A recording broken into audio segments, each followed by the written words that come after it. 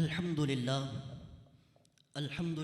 رب العالمين والعاقبة للمتقين والصلاة والسلام على سيد الأنبياء والمرسلين أما بعد فأعوذ بالله من الشيطان الرجيم بسم الله الرحمن الرحيم ومن يعظم شعائر الله فإنها من تقوى القلوب آمنت بالله صدق الله العظيم وصدق رسوله النبي الكريم الأمين اللهم صل وسلم وزد وبارك على رسول الله وعلى آلہ الاطہار وعلى اصحاب الاخیار۔ حمد و صلات کے بعد نہایت ہی میرے پیارے واجب الاحترام معززین، اسٹیج پر جلوہ افروز تمام محترم المقام صاحبزادگان والا شان اساتذہ کرام، پیارے بزرگوں، پیارے بھائیوں، دوستوں، السلام علیکم ورحمۃ اللہ وبرکاتہ۔ اللہ رب العالمین جل وعلا کے فضل و کرم اور اس کی توفیق سے ایک مرتبہ پھر یہ عظیم الشان سالانہ معلم انسانیت کانفرنس کے اندر ہم حاضر ہیں۔ اللہ رب العالمین جل وعلا ہمیں آج کی 70ویں سالانہ معلم انسانیت کانفرنس سے ہمیشہ کی طرح جیسے ہم پہلے سے سیکھتے آ رہے ہیں اسی طرح سیکھ کر اپنی دنیا و آخرت سنوارتے رہنے کی توفیق عطا فرمائے۔ سامعین، پیارے بزرگوں، پیارے بھائیوں، دوستوں، آج کا جو میرا موضوع ہے وہ شعائر اسلام کا مقام۔ اللہ رب العالمین جل وعلا نے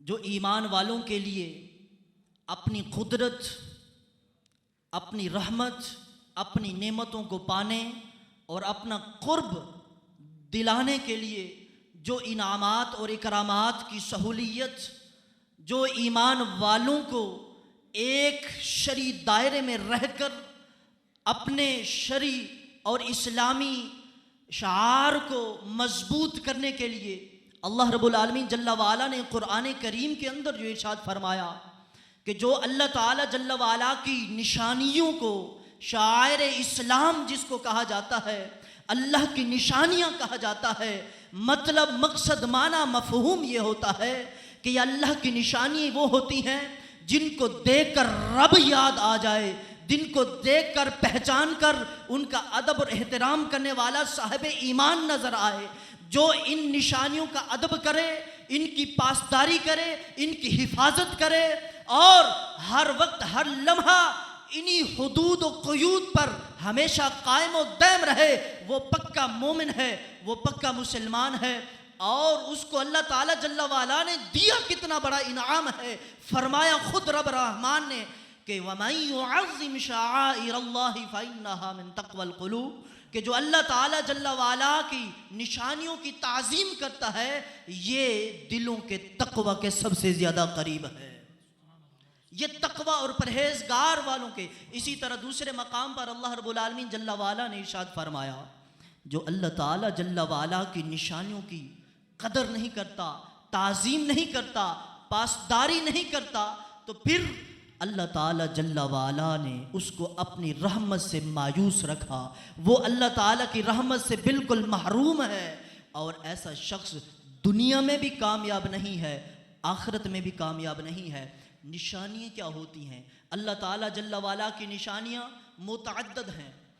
اللہ رب العالمین جل وعلا کی رحمت، اس کی قدرت، اس کی نعمتیں، دین اسلام کی پہچان، یہ ساری چیزیں وہ اشیاء و افراد کے معاملے میں ہوں یا مقام اور مکان کے حساب سے ہوں، افعال و عبادات کے حوالہ سے ہوں، ساری کی ساری اللہ کی نشانی ہے، ان کی تعظیم کرنا ہر صاحب ایمان پر لازم ہے۔ اللہ تعالیٰ جل وعلا نے واضح طور پر ارشاد فرمایا لا تحلوا من شعائر اللہ، اللہ کی نشانیوں کو حلال نہ ٹھہراؤ، مطلب ان کو ہلکا نہ سمجھو کہ جیسے مرضی آئے ان کا مذاق اڑاتے جاؤ، نہ بلکہ اللہ رب العالمین جل وعلا نے واضح طور پر یہ پیغام دے دیا کہ اللہ تعالیٰ کی نشانی ہے اشیاء و افراد میں۔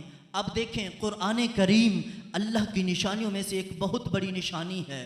قرآن کریم کی تعظیم جس طرح ہم سب پر لازم ہے اسی طرح جو اس سے منسوب ہے قرآن کریم کی جلد ہے، قرآن کریم پر غلاف ہے، اس کی تعظیم، اس کا ادب کرنا بھی ہم پر لازم ہے۔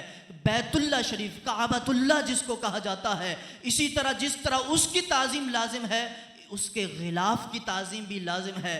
آذان ہے، نماز ہے، اقامت ہے، اور اسی طرح حرمت والے مہینے ہیں ذوالحجہ، ذوالقعدہ، محرم الحرام اور رجب المرجب شریف جو یہ بھی رواں دواں ہے، یہ حرمت والے مہینے، ان مہینوں کی تعظیم، ان دنوں کی تعظیم، اس رات کی تعظیم اور ان حرمت والے مہینے کے ہر سیکنڈ کی تعظیم کرنا، ادب اور احترام کرنا ہم سب پر لازم ہے۔ اسی طرح اس کے ساتھ ساتھ رمضان المبارک جو امت محمدیہ صلی اللہ علیہ وسلم کے لیے بہت بڑی رحمتوں اور نعمتوں والا مہینہ ہے، اس کی بھی تعظیم کرنا ہم سب پر لازم ہے۔ اذان کا ادب اور اسی طرح اصحاب رسول کا ادب، اہل بیت اطہار کا ادب، ان سے منسوب جتنی بھی چیزیں ہیں، بالخصوص انبیاء کرام علیہ السلام کی منسوب شدہ جتنی بھی مکرم چیزیں ہیں ان کا ادب اور احترام کرنا، مزارات اولیاء کا ادب و احترام کرنا، یہ ساری کی ساری چیزیں شعائر اسلام کے اندر آتی ہیں۔ ان سب سے بڑھ کر ابھی موجودہ حالات کے پیش نظر صرف ایک بات کی طرف توجہ دلاتا چلوں کہ اللہ کی ساری نشانیں مکرم ہیں، خلاصتاً صرف اتنا ذہن میں رکھ لیں کہ اللہ کی ساری نشانیوں کا ادب کرنا ہم سب پر لازم ہے۔ اگر کسی نے بے ادبی کی نیت سے کوئی تحقیراً کسی کی داڑھی شریف کا مذاق اڑا لیا، یا کسی نمازی کے نماز پڑھنے پر مذاق اڑا لیا، یا کسی گیدرنگ میں بیٹھے ہوئے شخص میں سے کسی باریش شخص کو یا نمازی پرہیزی شخص کو تنزیتاً یہ کہہ دیا، ہاں تو نے تو ابھی نماز پڑھنی ہوگی، ہاں تو نے تو ابھی داڑھی کو بھی سنوارنا ہے، مولوی بن چکے ہو، خبردار ہوشیار رہنا، یہ اللہ کی نشانی ہے، یہ دین اسلام کی پہچان ہے۔ اگر اس کا کسی قسم سے بھی کوئی توہین کر لی، تحقیراً کوئی کام کر لیا، تو ساری کی ساری عبادات کیے دھرے سارے کے معاملات ضائع ہو جائیں گے۔ قرآن کریم کا ادب ہم سب پر لازم ہے۔ اللہ جل وعلا نے قرآن کریم کے ادب کے بارے میں متعدد مقامات پر قرآن کریم میں فرمایا، ایک مقام پر تو واضح فرما دیا کہ قرآن کریم کی حفاظت کا ذمہ خود رب رحمان کے ذمہ کرم پر ہے۔ اب گویا کہ جو قرآن کریم کا ادب کرے، تعظیم کرے، اس کی حفاظت کے لیے میدان میں آئے، گویا کہ وہ اللہ کی طرف سے ایک ڈیوٹی لگایا ہوا بندہ ہے کہ اس کی ڈیوٹی اللہ تعالی جل وعلا نے لگا دی۔ تو پیارے سامعین، بزرگان محترم، اب قرآن کریم کا ادب و احترام ہم سب پر کتنا لازم ہے۔ رسول اللہ صلی اللہ علیہ وسلم نے ارشاد فرمایا، فَإِنَّ حَمَلَةَ الْقُرْآنِ فِي ظِلِّ اللَّهِ يَوْمَ لَا ظِلَّ إِلَّا ظِلُّهُ، او کما قال رسول اللہ صلی اللہ علیہ وسلم، جو قرآن کریم کو پڑھتا ہے، بچپن سے پڑھتے پڑھتے اس دنیا سے چلا جاتا ہے، کل بروز قیامت رحمان کے سائے کے علاوہ کوئی سایہ نہ ہوگا۔ رب رحمان اس کو اپنی قدرت کاملہ کے مطابق، اپنی شان کے مطابق اس کو اپنے سائے میں مقام عطا فرمائے گا جو قرآن کریم سے محبت کرنے والا ہوگا۔ سلطان صلاح الدین ایوبی کے بارے میں حضرت خواجہ معین الدین چشتی اجمیری رحمۃ اللہ تعالی علیہ، آپ اپنی سوانحات کے اندر ان کے لکھا ہے کہ ایک مرتبہ سلطان صلاح الدین ایوبی کسی کے ہاں مہمان ٹھہرے، انہوں نے ان کے لیے کمرہ سجایا اور وہاں جب اس کو بٹھایا، جب سونے کا وقت آیا، انہوں نے طاق میں قرآن کریم کو پایا تو سامنے باادب کھڑے ہو گئے، سوچنے لگے کہ اب سوتا ہوں تو قرآن کریم کی بے ادبی ہو جائے گی، اللہ اکبر، اب کیا کروں؟